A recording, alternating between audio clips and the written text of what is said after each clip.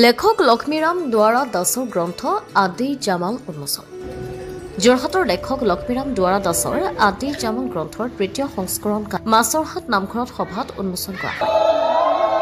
বিপুল কুমাৰ দাসে প্ৰকাশ কৰি উলিওৱা গ্ৰন্থখন উন্মোচন কৰে লেখক গোবিন্দ কুমাৰ খাউতে।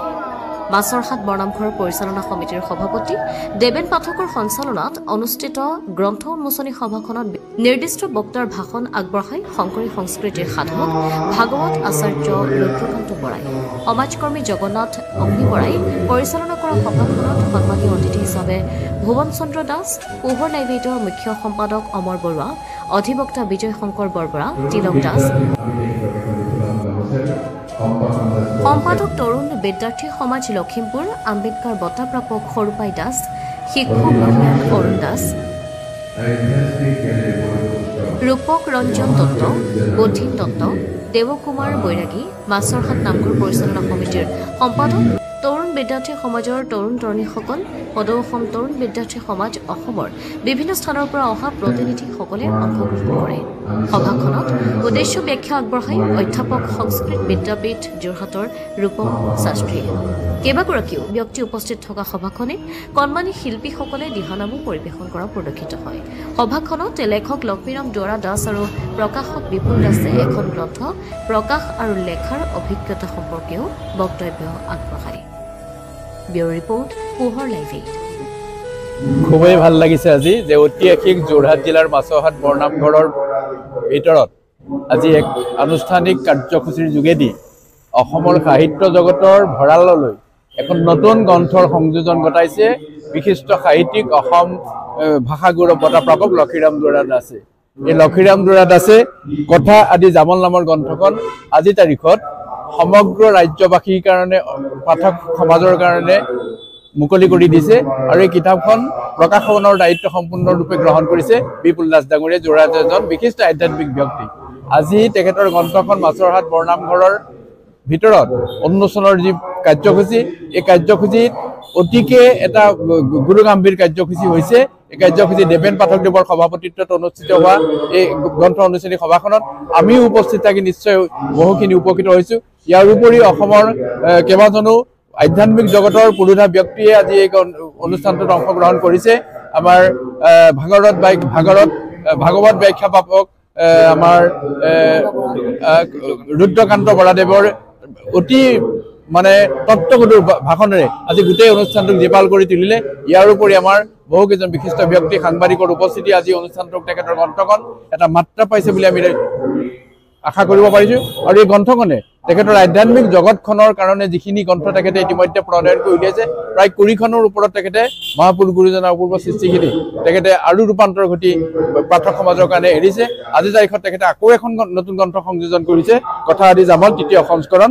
এই সংস্কৰণখন লক্ষ্মীৰাম দুৱাৰা দাসে নিজে লিখিছে আৰু সম্পূৰ্ণ প্ৰকাশনৰ দায়িত্ব লৈছে বিপুল দাস ডাঙৰীয়াই। খুবেই ভাল এটা অনুষ্ঠানত আজি অংশগ্ৰহণ কৰিলোঁ, খুব ভাল লাগিলে। শংকৰ গুৰু, কৃষ্ণ শংকৰ গুৰু, আজি পবিত্ৰ দিনত পবিত্ৰ ক্ষণত আজি মাছৰহাট বৰনামঘৰত অনুষ্ঠিত হোৱা এই গ্ৰন্থ উন্মোচনী সভাৰ সভাপতিকে প্ৰমুখ কৰি নিৰ্দিষ্ট বক্তা আমাৰ ৰুদ্ৰকান্ত বৰাদেৱ, ভাগৱত আচাৰ্য বা বিভিন্ন প্ৰান্তৰ পৰা ভক্তপ্ৰাণ ৰাইজক আমি সেৱা নিবেদিছোঁ, ভক্তিপূৰ্বক সেৱা নিবেদিছোঁ।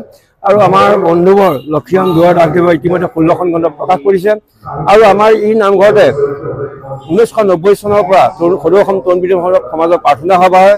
ৰাতিপুৱা 7:30 বজাত সেই প্ৰাৰ্থনা সভালৈ তেখেতে আমাৰ লগত প্ৰত্যেক দেওবাৰে আহি তেখেতে সহযোগিতা কৰে। আৰু এনে সময়তে আমি এতিয়া গম পাইছিলোঁ যে তেখেতে 2খন গ্ৰন্থ ইতিমধ্যে তেখেতে কৰিছে, কিন্তু প্ৰকাশ হোৱা নাই বুলি আমাক জনাইছিলে।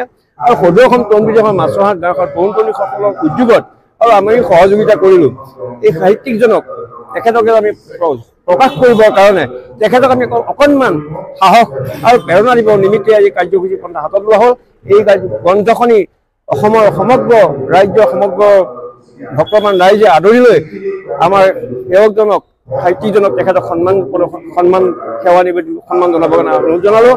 আৰু সকলোকে শ্ৰদ্ধাৰ ভক্তি ভৰা সেৱা নিবেদি ইমান কৃষ্ণ শংকৰ গুৰু, মই সোমেশ্বৰ দাস, সদৌ অসম তৰুণ বিদ্যাৰ্থী সমাজৰ কেন্দ্ৰীয় প্ৰাক্তন উপসভাপতি। আজি এই অনুষ্ঠানটোত উপস্থিত হৈ সঁচাকৈ মই গৌৰৱ অনুভৱ কৰিছোঁ, যিহেতু তৰুণ প্ৰজন্মৰ আমাৰ এই তৰুণ বিদ্যাৰ্থী সমাজৰ এজন সুযোগ্য সন্তান মাননীয় লক্ষীৰাম দুৱৰা দাস বাপে তেখেতৰ জীৱনৰ অকৃত্ৰিম চেষ্টাৰ ফলত আজি এটা সাহিত্য জগতত তেখেতে বিশেষ স্থান দখল কৰিবলৈ সক্ষম হৈছে। তেখেতৰ যি দৰ্শন শাস্ত্ৰ এই শাস্ত্ৰসমূহে সৰ্বসাধাৰণ মানুহৰ প্ৰাণ চুই যাব পাৰিছে আৰু সৰ্বসাধাৰণ মানুহৰ তেখেতে আধ্যাত্মিক চেতনা জাগৃত কৰিবৰ কাৰণে যে তেখেতৰ লিখনিৰ দ্বাৰা উদ্বুদ্ধ কৰিছে তাত আমি তৰুণ বিদ্যাৰ্থী সমাজ বিশেষকৈ যথেষ্ট আনন্দিত হৈছোঁ। অদূৰ ভৱিষ্যতে তেখেতৰ লিখনিৰ জৰিয়তে অসমৰ সাহিত্য জগত আৰু চহকী হওক। অসম সাহিত্য সভাৰ যথেষ্ট দিশত সাহিত্য সংস্কৃতি ধৰ্ম এইবিলাকৰ বিষয়ে কিতাপ পত্ৰ আমাৰ লিখকসকলে লিখিছে, কিন্তু লক্ষীৰাম দুৱৰাৰ একমাত্ৰ আধ্যাত্মিক দৰ্শনৰ ওপৰত সাহিত্য সৃষ্টি কৰিছে। এইটো আমাৰ অসমৰ কাৰণে অতি গৌৰৱৰ কথা আৰু তেখেতৰ দৰে এজন মহান লিখক আমি সদায় বিচাৰোঁ আৰু তেখেতৰ লিখনিয়ে জগতত সমাজত অধিক প্ৰসাৰ লাভ কৰক তাকে কামনা কৰিছোঁ আৰু তেখেতৰ জীৱনৰ অতুৰত্ব কামনা কৰি মোৰ ক'বলগীয়া কথাখিনি সামৰিছোঁ। ধন্যবাদ। মই বিশেষকৈ এটাই কথাই ক'ম, ঐতিহাসিক যোৰহাট মাছৰহাট বৰনামঘৰত যিদৰে সমূহ ৰাইজ তৰুণ তৰুণীসকলেই হওক বয়োজ্যেষ্ঠ আই মাতৃসকলৰ পৰা ধৰি বৃদ্ধসকলৰ পৰা ধৰি মোৰ আটাপুৰুষসকলৰ পৰা ধৰি প্ৰিয় সতীৰ্থসকল যেনেদৰে আজি ওলাই আহি স্বতঃস্ফূৰ্তভাৱে ওলাই আহি যিদৰে মোক সহায় সহযোগিতা আগবঢ়ালে, গ্ৰন্থখন উন্মোচনৰ ক্ষেত্ৰত যিদৰে মোৰ প্ৰকাশক ডাঙৰীয়া শ্ৰদ্ধাৰ বিপুল দাস ডাঙৰীয়া মোৰ তেখেতৰ আশ্ৰয়তে থাকি পেলাই গ্ৰন্থখন প্ৰকাশ কৰিছোঁ এই পবিত্ৰ নামঘৰত। ইয়াতকৈ মোৰ সৌভাগ্যৰ কথা আৰু একোৱেই নাই।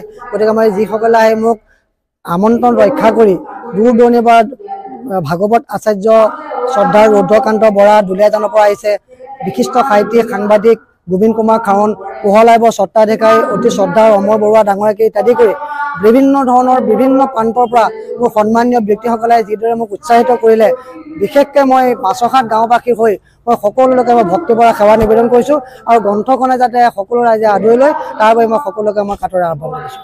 ধন্যবাদ, সকলোলৈকে মই প্ৰণাম জনাইছোঁ।